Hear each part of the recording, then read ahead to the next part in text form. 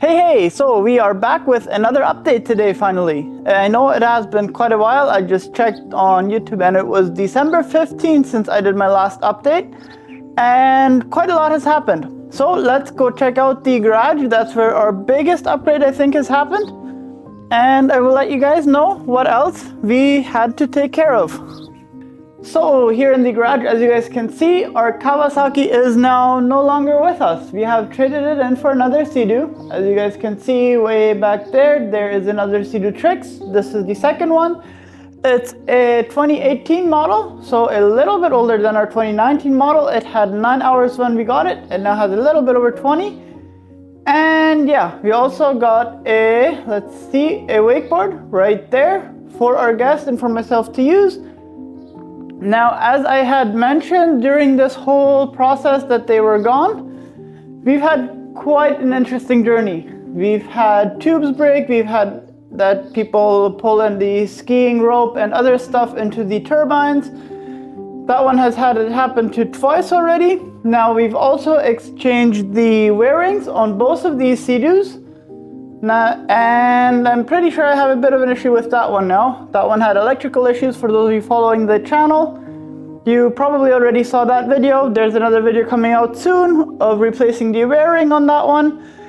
And during this whole time, I've learned to wakeboard. I've failed miserably at skiing, so there's no videos of that, luckily. But I face planted it and completely washed my whole belly and face really hard in the water. Let's just say water does get hard at a certain velocity, but that's beside the point.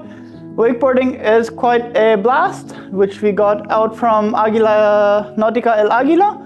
Really cool guy. He even gave me a little bit of a discount for the wakeboard, even though they're pretty hard to find here in Paraguay at this point.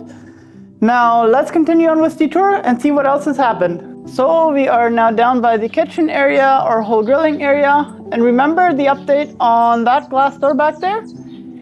Yeah, we had it replaced since it was broken by one group here. And 2 groups later, the other side broke. A little kid had just opened it with way too much force and cracked that whole door open as well. So we got that replaced as well. Now this time we did charge the clients for it. The first time they said it was an accident. I am starting to really doubt it, because those doors don't just explode. We've used them for quite a while and they don't just explode randomly. But they did say that they hadn't opened it forcefully, so we believe them. I will be putting in cameras into the kitchen area there as well. But we got that replaced. Everything is good to go. Now, okay, let's put this a little bit darker. As you guys can see, our dock is still floating. I'm pretty sure I mentioned that in my last update already, right? But we did move it from the other side to here, and it has held up pretty well. There are some minor little things that I have to do to it to make it a little stronger. And another update, we lost one of our little boats. Now I'm not quite sure if it got stolen or if the wind took it, since one of the groups, I had personally thought I didn't check it, but they had pulled it up on the beach there, and I thought it was up far enough, so I didn't go and check it if it was actually far enough, or if it was the new group that had come in that same day, if they had used it and not brought it up all the way, because when I checked it out, it seemed to be pretty stable on the ground there. But after a bit of a windy night, and yeah, like I said, I'm not quite sure if it's the group's fault or if somebody actually stole it from there. But that little boat is gone as well. So hopefully if we get enough money together, we will be able to buy a kayak instead of those boats to rent them out as well.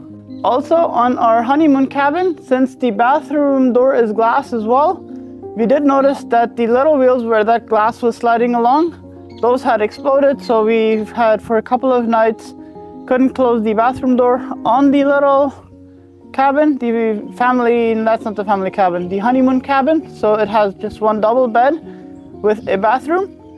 That was a bit of an issue. We got that fixed as well. And all our plants are still alive right there and along this whole area right there.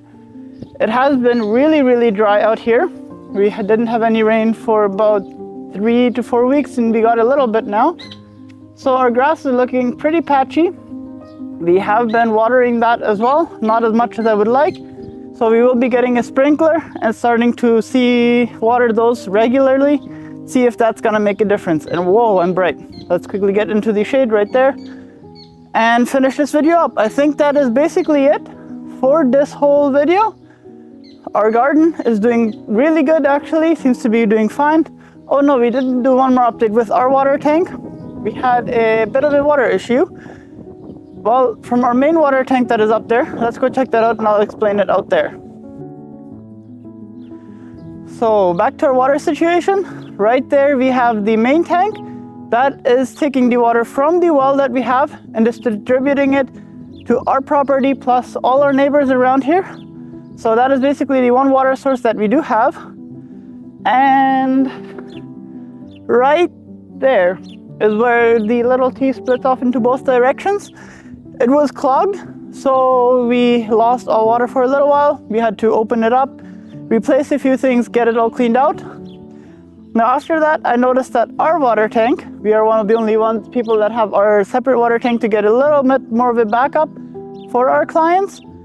I noticed that our water tank wasn't getting enough water, so it has a pump. I plugged that pump in I turned it on so that it could run, and the flotation device up there wasn't turning off, so we kind of overpressurized the whole tube that goes up. I guess it's called a tube, right? So basically what was happening is the whole pump would pressurize the tube so much since the float that would shut off the automatic, I guess not automatic, but like the gravitational water system from that tank, that it kind of closes it up. It doesn't shut the pump off. There's another float for that in there, and that electrical float wasn't working properly. So it kind of put too much pressure on the whole tube and it cracked. We had to fix that as well. And we put in a new float, which is a little bit better than the one that was in there, to make sure that we actually have the proper shut off on that pump as well. Not just the shut off of the actual hose coming into the pump, but the actual electrical for that pump as well. So that is basically everything that we've been doing or that we've done this summer so far. We had quite a few groups. I personally would have loved to have a few more clients, but I do understand at the same time, since we are starting out, that it is still a little bit slow. But in total, I am really happy with how the summer went. It wasn't overwhelming, which was kind of nice since we are new to this whole industry, I guess, hospitality and also jet ski rentals. So it wasn't overwhelming for us, and we also got some income from it, which is really good. Now, luckily, I do have a little bit of help from other sources for my income, which are gonna help cover the cost of the resort, like the first payment. So that's already taken care of for now. But my goal also is to somehow make it a little easier for outsiders, for international people from the US, Canada, Germany, stuff like that, where they don't speak Spanish as good, right? Or don't speak Spanish fluently, that they have a place where they can come and visit Paraguay if they want to. Obviously, I do not recommend for those people to come during our summer months, maybe starting February, March, and then over winter time. Now, if you plan on going swimming, enjoying the jet skis, do come March, April, and then September, November, since those are our best months for where it's not as hot as our summers do get, but it is also not quite cold. Then again, we are in Paraguay, so cold is a little bit more relative here because we barely get days where we hit zero, so we don't really go below zero. We don't have snow, stuff like that. So if there's any Canadians watching, you're probably laughing if I would say that the water is too cold to go swimming, since I've lived in Canada and most people, once the water gets to our temperature, they start swimming. So even though in the wintertime it would be a little bit chilly, I don't think it should be a reason to not come here. You're still gonna have a lot of fun out by the lake. Now obviously our lake is a little bigger, so it is gonna get a bit chillier, but I believe it's still gonna be a lot of fun. I personally don't have a problem swimming in it in September, October, those whole months. It's perfectly fine. It's actually really great. And yeah, if you want to come visit us, let me know. leave a comment down below or get in contact with us on our website. All the details are right there. You also get all the details from our resort on our website. If you want more videos like this, like and subscribe, and I will keep you guys updating on what else we all do.